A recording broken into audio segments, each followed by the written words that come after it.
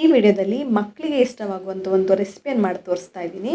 ಬಹಳ ಕಡಿಮೆ ಸಮಯ ಹಾಗೂ ಸಾಮಗ್ರಿಯಲ್ಲಿ ಇದನ್ನು ಮಾಡ್ಕೊಳ್ಬೋದು. ಹೆಚ್ಚು ಶ್ರಮ ಪಡದೆ ಮಾಡುವಂಥ ಈ ಸಿಹಿಯನ್ನು ಯಾರು ಬೇಕಾದರೂ ಮಾಡ್ಕೊಳ್ಬೋದು. ಬನ್ನಿ ಇದನ್ನು ಹೇಗೆ ಮಾಡ್ಕೊಳ್ಳೋದು ಅಂತ ನೋಡೋಣ. ಹೆಲೋ ಫ್ರೆಂಡ್ಸ್, ನಮಸ್ತೆ. ಶ್ರೀ ಮ್ಯಾಜಿಕ್ ಕಿಚನ್ಗೆ ಸುಸ್ವಾಗತ. ನಾನಿಲ್ಲಿ ಒಂದು ಬಟ್ಲಿಗೆ ಸ್ವಲ್ಪ ತುಪ್ಪವನ್ನು ಹಾಕ್ಕೊಂಡು ಸವರಿಟ್ಕೊಳ್ತಾ ಇದ್ದೀನಿ. ಈ ಬಟ್ಲನ್ನು ಸೈಡಲ್ಲಿ ಇಟ್ಟಿರ್ತೀನಿ. ಈಗ ಒಂದು ದಪ್ಪ ತಳದ ಪಾತ್ರೆಗೆ ಡ್ರೈ ಫ್ರೂಟ್ಸನ್ನು ಹಾಕ್ಕೊಂಡಿದ್ದೀನಿ. ನಾನಿಲ್ಲಿ ಬಾದಾಮಿ ಹಾಗೆ ಗೋಡಂಬಿನ ಚಿಕ್ಕದಾಗಿ ಕಟ್ ಮಾಡಿಬಿಟ್ಟು ಹಾಕ್ಕೊಂಡಿದ್ದೀನಿ. ಬೇರೆ ಡ್ರೈ ಫ್ರೂಟ್ಸನ್ನು ಕೂಡ ಹಾಕ್ಕೊಳ್ಬೋದು. ಇದನ್ನು ನೀಟಾಗಿ ಡ್ರೈ ರೋಸ್ಟ್ ಮಾಡ್ಕೊಳ್ಳಿ. ನೋಡಿ ಈ ರೀತಿ. ಇವಾಗ ಇದನ್ನು ಕೂಡ ಸೈಡಲ್ಲಿ ಇಟ್ಬಿಟ್ಟು ಈಗ ಅದೇ ದಪ್ಪ ತಳದ ಪಾತ್ರೆಗೆ 1 ಕಪ್ ಆಗೋಷ್ಟು ಸಕ್ಕರೆ ಹಾಕ್ಕೊಂಡಿದ್ದೀನಿ. ಸಕ್ಕರೆಗೆ 1/4 ಕಪ್ ಆಗೋಷ್ಟು ನೀರು, ಇವೆರಡನ್ನು ಹಾಕ್ಬಿಟ್ಟು ಚೆನ್ನಾಗಿ ಸಕ್ಕರೆಯನ್ನು ಕರಗಿಸ್ಕೊಳ್ಳಿ. ಸಕ್ಕರೆನ ಕರಗಿಸಿ ಪಾಕ ಮಾಡ್ಕೊಳ್ಬೇಕಾಗತ್ತೆ. ಹಾಗಾಗಿ ಇದನ್ನು ಒಂದು ಕಡೆ ಸಕ್ಕರೆನ ಕರಗಿಸ್ಕೊಳ್ಳೋದಕ್ಕೆ ಇಟ್ಟಿರ್ತೀನಿ. ಇನ್ನೊಂದು ಕಡೆ ಒಂದು ಪಾತ್ರೆಗೆ ಸುಮಾರು 1 ಕಪ್ ಆಗೋಷ್ಟು ಹಾಲಿನ ಪುಡಿಯನ್ನು ಹಾಕ್ಕೊಳ್ತಾ ಇದ್ದೀನಿ. ಹಾಲಿನ ಪುಡಿಯನ್ನು ಈ ರೀತಿ ಜರಡಿ ಹಿಡ್ಕೊಂಡು ಹಾಕ್ಕೊಳ್ಳಿ. ಯಾಕೆಂದರೆ ಹಾಲಿನ ಪುಡಿಯಲ್ಲೆಲ್ಲ ಗಂಟೆಲ್ಲ ಹಾಗೆ ಇರುತ್ತೆ. ಹಾಗಾಗಿ ನೀಟಾಗಿ ಒಂದು ಸಲ ಜರಡಿ ಹಿಡ್ಕೊಂಡ್ರೆ ಗಂಟೆಲ್ಲ ಹೋಗುತ್ತೆ. ಎಲ್ಲ ಮೆಷರ್ಮೆಂಟನ್ನು ಒಂದೇ ಕಪ್ಪಲ್ಲಿ ಮಾಡ್ಕೊಳ್ಳಿ. ಈಗ ಹಾಲಿನ ಪುಡಿ ಜರಡಿ ಹಿಡ್ಕೊಂಡ ನಂತರ ಇದಕ್ಕೆ ಒಂದು ಅರ್ಧ ಕಪ್ ಆಗೋಷ್ಟು ಕೊಕೋ ಪೌಡ್ರನ್ನು ಹಾಕ್ಕೊಂಡಿದ್ದೀನಿ. ಯಾವುದೇ ಬ್ರ್ಯಾಂಡ್ ಕೊಕೋ ಪೌಡ್ರ್ ಕೂಡ ಹಾಕ್ಕೊಳ್ಬೋದು. ಇದರಲ್ಲೂ ಕೂಡ ಗಂಟೆಲ್ಲ ಇರುತ್ತೆ. ನೋಡಿ ಈ ರೀತಿ ಸ್ಪೂನಿನ ಸಹಾಯದಿಂದ ಗಂಟೆನೆಲ್ಲ ತಕ್ಕೊಳ್ಳಿ. ಡ್ರೈ ಇಂಗ್ರೀಡಿಯೆಂಟ್ಸ್ನೆಲ್ಲ ಈ ರೀತಿ ಜರಡಿ ಹಿಡ್ಕೊಳ್ಬೇಕಾಗತ್ತೆ ಮೊದಲಿಗೆ. ಇವೆರಡನ್ನು ಚೆನ್ನಾಗಿ ಇವಾಗ ಮಿಕ್ಸ್ ಮಾಡ್ಕೊಳ್ಬೇಕು. ಹಾಲಿನ ಪುಡಿ ಹಾಗೂ ಕೊಕೋ ಪೌಡ್ರನ್ನು ಮೊದಲಿಗೆ ಈ ರೀತಿ ಮಿಕ್ಸ್ ಮಾಡಿ ಇಟ್ಕೊಂಡ್ರೆ ರೆಸಿಪಿ ಮಾಡ್ಕೊಳ್ಳೋದಕ್ಕೂ ಈಸಿ ಆಗುತ್ತೆ. ಇದೀಗ ರೆಡಿಯಾಗಿದೆ. ಇದನ್ನು ಸೈಡಲ್ಲಿ ಇಟ್ಟಿರೋಣ. ಹಾಗೆ ಒಂದು ಕಡೆ ನಾನು ಸಕ್ಕರೆ ಪಾಕವನ್ನು ಮಾಡ್ಕೊಳ್ತಾ ಇದ್ದೀನಲ್ಲ, ಅದು ಕೂಡ ರೆಡಿ ಆಗ್ತಾ ಬಂತು. ನೋಡಿ ಸಕ್ಕರೆ ಎಲ್ಲ ನೀಟಾಗಿ ಕರಗಿದೆ. ಈ ರೀತಿ ಚೆನ್ನಾಗಿ ಕುದಿಯೋದಕ್ಕೆ ಸ್ಟಾರ್ಟ್ ಆಗಿದೆ. ಒಳ್ಳೆ ಬಬಲ್ಸ್ ಬರ್ತಾ ಇದೆ. ನೋಡಿ ಈ ಹಂತದಲ್ಲಿ ಇದನ್ನು ಚೆಕ್ ಮಾಡಿ ನೋಡಬೇಕು. ಅಂದರೆ ಒಂದೆಳೆ ಪಾಕ ಬಂದರೆ ಸಾಕಾಗುತ್ತೆ, ಜಾಸ್ತಿ ಏನು ಬೇಕಾಗಿಲ್ಲ. ತುಂಬ ಮಾಡಿಕೊಂಡ್ರೆ ತುಂಬ ಗಟ್ಟಿಯಾಗಿಬಿಡುತ್ತೆ ಚಾಕ್ಲೇಟ್ ಅನ್ನೋದು. ಹಾಗಾಗಿ ನಾನು ಒಂದೆಳೆ ಪಾಕವನ್ನು ಮಾಡ್ಕೊಳ್ತಾ ಇದ್ದೀನಿ. ನೋಡಿ ಈ ರೀತಿ ಒಂದೆಳೆ ಪಾಕ ಬರ್ತಾ ಇದೆ. ಈ ರೀತಿ ಬಂದರೆ ಸಾಕು. ಇವಾಗ ನಾನು ರೆಡಿ ಮಾಡ್ಕೊಂಡಂತಹ ಈ ಪೌಡ್ರನ್ನ ಇದಕ್ಕೆ ಹಾಕ್ಕೊಳ್ತಾ ಇದ್ದೀನಿ. ಹಾಕ್ಬಿಟ್ಟು ನೀಟಾಗಿ ಮಿಕ್ಸ್ ಮಾಡ್ಕೊಳ್ಳಿ. ಕೂಡಲೇ ಇದನ್ನು ಮಿಕ್ಸ್ ಮಾಡ್ಕೊಳ್ಬೇಕಾಗತ್ತೆ. ಒಂದೆಳೆ ಪಾಕ ಬಂದ ನಂತರ ಈ ರೀತಿ ನೀಟಾಗಿ ಮಿಕ್ಸ್ ಮಾಡಿಕೊಂಡು ನೋಡಿ ಯಾವ ರೀತಿ ಬಂದಿದೆ ಅಂತ. ಈ ರೀತಿ ರಿಬ್ಬನ್ ಕನ್ಸಿಸ್ಟೆನ್ಸಿ ಬರಬೇಕಾಗತ್ತೆ. ನೋಡಿ ಮೇಲ್ಗಡೆಯಿಂದ ಎತ್ತಿ ಬಿಟ್ಟರೆ ರಿಬ್ಬನ್ ರೀತಿ ಬೀಳಬೇಕು. ಈ ರೀತಿ ಆದರೆ ಪರ್ಫೆಕ್ಟಾಗಿ ರೆಡಿಯಾಗಿದೆ ಅಂತ. ಒಂದೆಳೆ ಪಾಕ ಮಾಡ್ಕೊಂಡಿರೋದ್ರಿಂದ ಕೂಡಲೇ ಇದು ಗಟ್ಟಿಯಾಗಿಬಿಡುತ್ತೆ. ಇದಕ್ಕೆ ನಾನು ಡ್ರೈ ಫ್ರೂಟ್ಸನ್ನು ಹಾಕ್ಕೊಳ್ತಾ ಇದ್ದೀನಿ.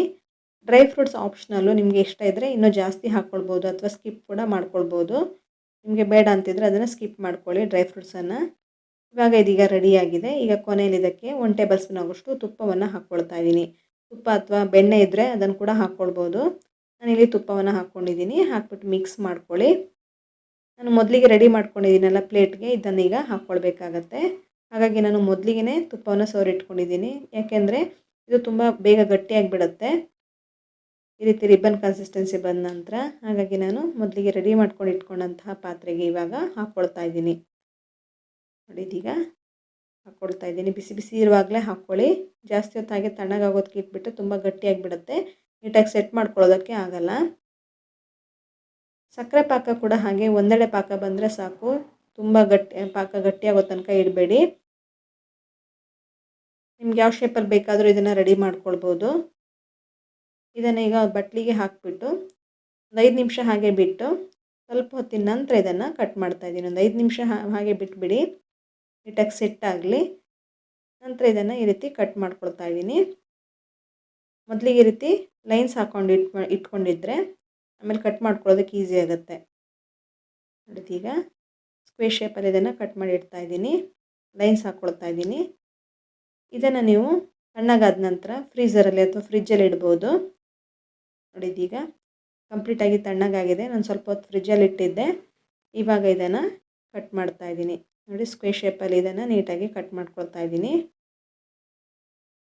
ಅಂಗಡಿಯಿಂದೆಲ್ಲ ತಂದು ತಿನ್ನೋದಕ್ಕಿಂತ ಚಾಕ್ಲೇಟನ್ನು ಮನೆಯಲ್ಲೇ ಮಾಡ್ಕೊಳ್ಬೋದು. ತುಂಬಾ ರುಚಿಯಾಗಿರುತ್ತೆ. ಒಂದು 3-4 ಸಾಮಗ್ರಿಯಲ್ಲಿ ಇದನ್ನು ರೆಡಿ ಮಾಡ್ಕೊಳ್ಬೋದು.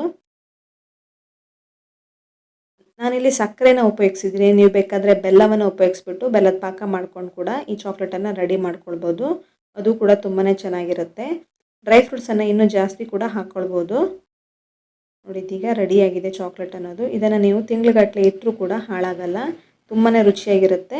ನೀವು ಇದನ್ನು ಫ್ರಿಜ್ಜಲ್ಲೇ ಇಡಬೇಕಾಗತ್ತೆ. ಯಾಕೆಂದರೆ ಬೇಗನೆ ಮೆಲ್ಟ್ ಆಗಿಬಿಡುತ್ತೆ. ನೋಡಿ ಹೊರಗಡೆಯಿಂದ ತಂದು ತಿಂದರೆ ಕೆಮಿಕಲ್ಸ್ ಹಾಕಿರ್ತಾರೆ, ಪ್ರಿಸರ್ವೇಟಿವ್ಸ್ ಎಲ್ಲ ಹಾಕಿರ್ತಾರೆ. ಅದಕ್ಕಿಂತ ಮನೆಯಲ್ಲೇ ಮಾಡಿಕೊಟ್ರೆ ಮಕ್ಕಳಿಗೂ ಆರೋಗ್ಯ ಕೂಡ ಒಳ್ಳೆಯದು. ನಾನು ಸಕ್ಕರೆ ಹಾಕಿದ್ದೀನಿ, ಸಕ್ಕರೆ ಬದಲಿಗೆ ಬೆಲ್ಲ ಹಾಕ್ಕೊಂಡು ಒಂದ್ಸಲ ಟ್ರೈ ಮಾಡಿ ನೋಡಿ. ಅದು ಕೂಡ ತುಂಬಾ ರುಚಿಯಾಗಿ ಬರುತ್ತೆ, ಮಕ್ಕಳು ಕೂಡ ಇಷ್ಟಪಡ್ತಾರೆ. ಮಕ್ಕಳಿಂದ ದೊಡ್ಡವ್ರ ತನಕ ಇಷ್ಟಪಡುವಂಥ ಈ ಹೋಮ್ ಮೇಡ್ ಚಾಕ್ಲೇಟನ್ನು ಒಂದ್ಸಲ ಟ್ರೈ ಮಾಡಿ ನೋಡಿ. ಹಾಗೆ ಈ ರೆಸಿಪಿಗಳನ್ನು ನಿಮ್ಮ ಫ್ರೆಂಡ್ಸ್ ಹಾಗೂ ಫ್ಯಾಮಿಲಿ ಮೆಂಬರ್ಸೊಂದಿಗೆ ಶೇರ್ ಮಾಡಿ, ಲೈಕ್ ಮಾಡಿ, ಹಾಗೆ ಕಮೆಂಟ್ ಸೆಕ್ಷನಲ್ಲಿ ಕಮೆಂಟ್ ಮಾಡೋದಕ್ಕಂತೂ ಮರಿಲೇಬೇಡಿ. ಇನ್ನಷ್ಟು ಹೊಸ ರೀತಿಯ ರೆಸಿಪಿಗಳೊಂದಿಗೆ ಸಿಗೋಣ. ಧನ್ಯವಾದಗಳು.